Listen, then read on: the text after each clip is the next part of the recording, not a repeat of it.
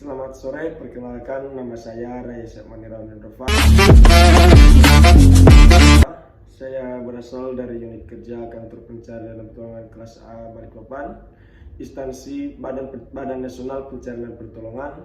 Saya Latsat CPNS Angkatan 19, kelompok 2. Baik, pada video kali ini saya akan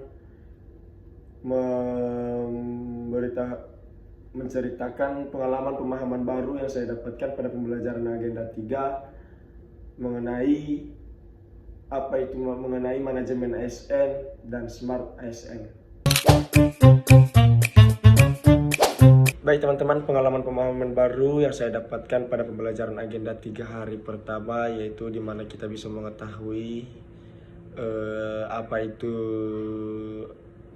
fungsi ASN, manajemen ASN dan Smart ASN. Oke, yang pertama teman-teman yaitu fungsi ASN, di mana fungsi aparatur sipil negara itu merupakan pelaksanaan kebijakan publik, pelayanan publik, dan perangkat kemudahan pemersatu bangsa. Dan di mana manajemen ASN itu teman-teman adalah keseluruhan proses pengelolaan aparatur sipil negara untuk menghasilkan pegawai yang profesional, memiliki nilai dasar, etika profesi, bebas dari intervensi politik, serta bersih dari praktik korupsi, kolusi, dan nepotisme. Dan di mana terakhir yaitu mengenai Smart ASN, yaitu memiliki kemampuan dan karakter yang meliputi integritas, profesional, hospitality, networking, entrepreneurship, berwawasan global, penguasaan IT, dan bisa berbahasa asing. Dan pada materi agenda 3 ini juga kita diajari mengenai literasi digital dan masyarakat digital.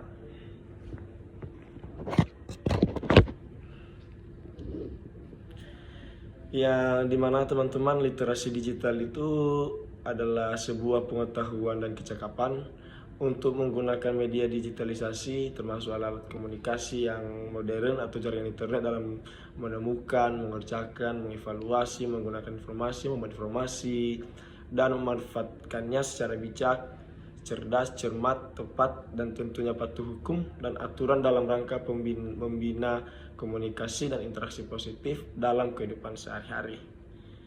Itu adalah literasi digital, dan literasi digital juga menjadi kata kunci teman-teman dalam upaya membangun komunikasi di era digital ya, dimana konsep literasi digital dapat diartikan beragam, tetapi secara sederhana dia itu dikatakan sebagai kemampuan yang dibutuhkan oleh setiap orang untuk hidup ya, dimana juga digital ini kita gunakan untuk belajar, dan seperti saat ini kita banyak digunakan untuk bekerja. Oke, dan di sini juga teman-teman kita juga bisa mengetahui pada materi pembelajaran 3 ini, yaitu mengenai budaya digital. Yang pertama teman-teman, budaya digital ini yaitu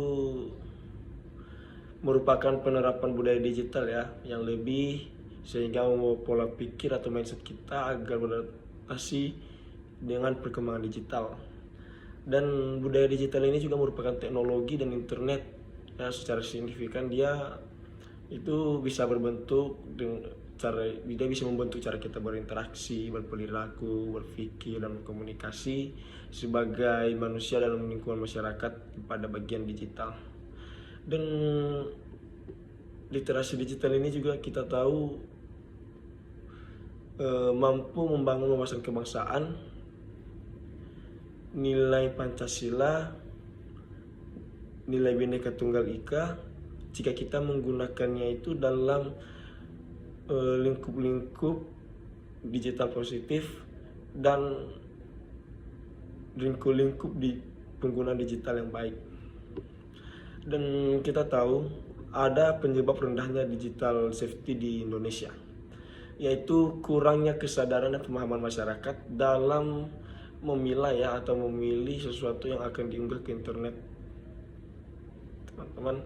Nah, itu sebagian besar masyarakat masih mengunggah data pribadi, yang dimana data pribadi itu sebenarnya rentan disalahgunakan jika diupload ke internet teman-teman, yang seperti selfie dengan KTP,